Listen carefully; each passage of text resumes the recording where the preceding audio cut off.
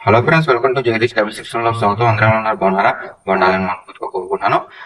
ఈ రోజు ఈ వీడియోలో చెప్పబోయేది కొంతమందికి ఇబ్బందికరంగా ఉండొచ్చు, కానీ నేను ఎవరిని ఉద్దేశించి చెప్పట్లేదు. ఈ బెట్టింగ్ ఆడటం వల్ల మనల్ని ఎంత దిగజారితనం చేస్తుంది ఈ ఆన్లైన్ బెట్టింగ్లు అన్నవి, జూదం అన్నవి అందరికి తెలియాలి. కాబట్టి ఆ తప్పు తెలుసుకొని ఇందులోంచి బయటికి రావాలి, మంచి జీవితం వీళ్ళు ప్రారంభించాలనే ఉద్దేశంతో నేను ఈ విషయాలని చెప్తున్నాను తప్ప ఎవరిని ఉద్దేశించి కాదు, ఎవరిని కించపరచాలని కాదు. కాబట్టి దయచేసి అర్థం చేసుకుంటారనుకున్నాను. ఓకే, వీడియోలోకి వెళ్ళిపోదాం. ఒక ఫ్రెండ్స్, ఇక్కడ నేను చెప్పబోయేది ఏంటంటే, ఇక్కడ మనిషిని ఎంత దిగజారుతనం చేస్తుందో, అంటే బెట్టింగ్ ఆడటానికి డబ్బులు లేకపోతే మనిషి ఎటువంటి దిగజారుతనంగా చేస్తాడు అనే విషయాలు మీతో చెప్పాలనుకుంటున్నాను. అంటే ఇది ఇంతకన్నా దిగజారుతనం పనులు చేసే ఉంటారు చాలా మంది, కానీ ఇటువంటి కూడా చేస్తున్నారు అంటే ఒకసారి అర్థం చేసుకోవాలి. వాళ్ళ తప్పు వాళ్ళకి తెలియాలి అనే ఉద్దేశంతో నేను ఇలా చెప్తున్నాను. కాబట్టి అర్థం చేసుకుంటారని అనుకుంటున్నాను. అయితే టాపిక్ వెళ్ళిపోతే, ఈ గవర్నమెంట్ మనకి అమ్మ ఒడి అని చెప్పేసి అంతకుముందు చాలా ఒక గవర్నమెంట్ ఇచ్చేది మనకి. ఆ తర్వాత ఇప్పుడు లేటెస్ట్ గా ఆ మనకి తల్లికి వందనం అనే డబ్బులు వస్తున్నాయి. బెడిచే ఇంట్లో ఎంతమంది పిల్లలు ఉంటే వాళ్ళకి ఆ డబ్బులు.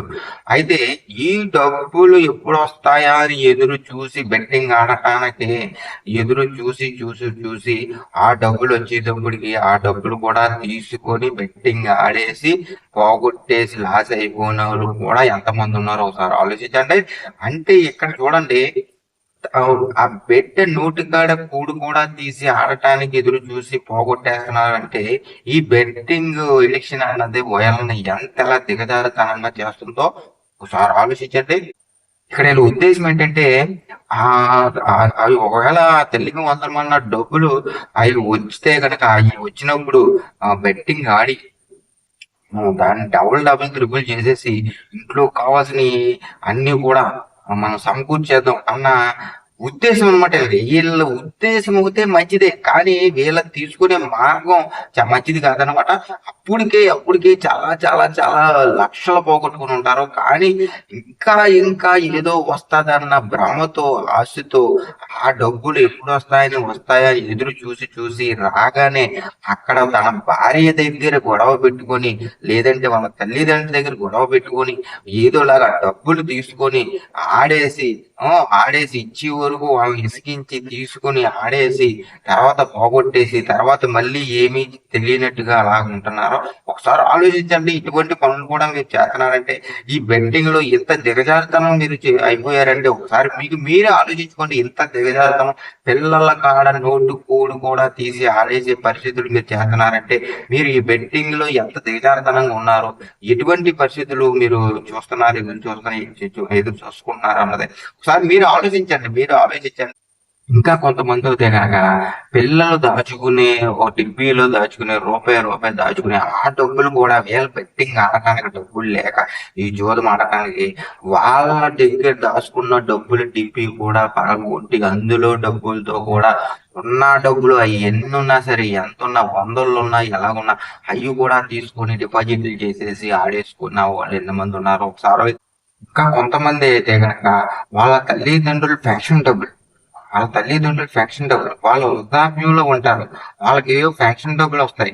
మీరు ఆ వృద్ధాప్యంలో ఉన్నప్పుడు మీరు ఏదో చూసుకుంటారేమో అని చెప్పేసి వాళ్ళు అనుకుంటే వాళ్ళ ఫ్యాక్షన్ డబ్బులు కూడా తీసేసుకుని ఆడేసి బెట్టింగ్ లో పోగొట్టేసే వాళ్ళు ఎన్నో మంది ఉన్నారన్నమాట. ఒకసారి మీరు ఎంత దిగజారుతనం అయిపోతున్నారో ఒకసారి మీరు ఆలోచించండి. ఇంతకాలం ఏం పీకారు చెప్పండి? ఏం పీకారు? అక్కడ అప్పులు చేసి ఇక్కడ అప్పులు చేసి మీరు కష్టపడిన డబ్బులు తీసుకొచ్చి ఇందులో పెట్టి పోగొట్టేసరే. ఇప్పుడు ఏమి పీకుదామని చెప్పి, ఏం సంపాదించేదామని చెప్పేసి మీరు ఈ పిల్లలకు పడ్డ ఇటువంటి డబ్బులు కానీ, మీ తల్లిదండ్రులకు పడ్డ ఫ్యాక్షన్ డబ్బులు కానీ పెట్టి ఆడేసి మళ్ళీ సంపాదించేయాలని చెప్పేసి మీరు అనుకుంటున్నారంటే ఒక్కసారి ఆలోచించండి. ఇంతకాలం ఇన్ని సంవత్సరాలు ఏం సాధించారు, ఏం ఆడారు, ఏం సంపాదించారు ఇందులో? ఇప్పుడు ఈ డబ్బులకి ఆశపడి ఆడి పోగొట్టేస్తున్నారంటే ఒకసారి మీరు ఎంత ఎంత ఎడిక్షన్ లో ఉన్నారో, ఎంత దిగజారుతనంగా చేసుకుంటున్నారు మీ జీవితాన్ని ఒకసారి మీరే ఆలోచించుకోండి.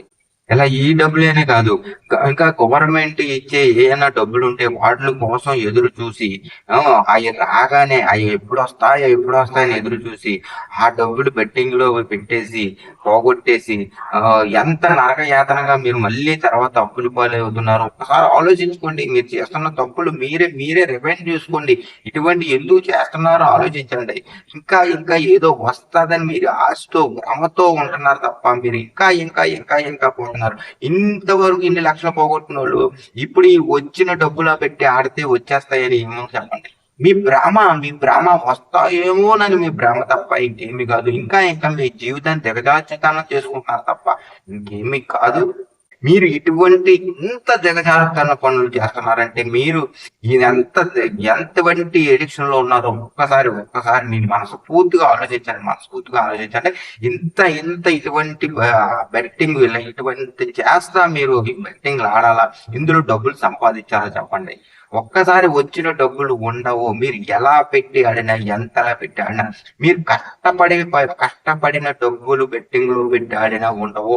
మీరు వేరేగా అప్పు చేసి తెచ్చి ఎలాగో తెచ్చిన డబ్బులు పెట్టినా ఉండవు. ఏదైనా సరే మీరు లాస్ అవుతారు. కాబట్టి దయచేసి చెప్తున్నాను, మీరు ఇటువంటి ఇంకా ఇంకా దిగజారుతన పనులు ఇంకా ఇంకా ఇటువంటి చేయకండి. ఎందుకంటే మీ కుటుంబాల కోసం ఆలోచించండి. వాళ్ళ వాళ్ళ కోసం మీరు ఏం కష్టపడుతున్నారు, మీరు వాళ్ళకి ఏం రూపాయి వెనకేస్తున్నారు, ఇది ఆలోచించండి తప్ప ఉన్నాయి ఇంకా ఏదో వచ్చినాయి అది తీసుకొని పోగొట్టేసి మీరు బాధపడటమే కాకుండా వాళ్ళని బాధ పెట్టద్దు. మిమ్మల్ని నమ్ముకున్న మీ కుటుంబాలను బాధ పెట్టద్దు. దయచేసి చెబుతాను. ఇంతటితో ఆపేయండి. ఇంకా ఇటువంటి దిగజారుతన పనులు ఇంకా ఎన్నో చేస్తున్న వాళ్ళు ఉన్నారు. కానీ వాళ్ళందరూ నేను ఎవరిని విమర్శించట్లేదు. మీరు ఇలా చేయటం వల్ల మీ బెట్టింగ్ అన్నది మిమ్మల్ని ఎంత దిగజారుతనంగా చేస్తుందో, ఎంత లోపుతనం చేస్తుందో మీ కుటుంబాల్లో అని చెప్పేసి తెలియాలని ఈ విషయం చెప్పానే తప్ప మిమ్మల్ని కించపరచాలని కాదు. మీరు ఇటువంటి పడకూడదు అని మీకు చెప్తున్నాను తప్ప ఇంకేమీ కాదు. దయచేసి మీకు చేతులెత్తి మొక్కుతున్నాను. దయచేసి ఇప్పుడే బెట్టింగ్ ఆపేయండి. మీరు మీ కుటుంబాలు శుభ్రంగా ఉండాలని, అందరూ బాగుండాలి, అందులో నేను కోరుకున్నాను. Thank you so much.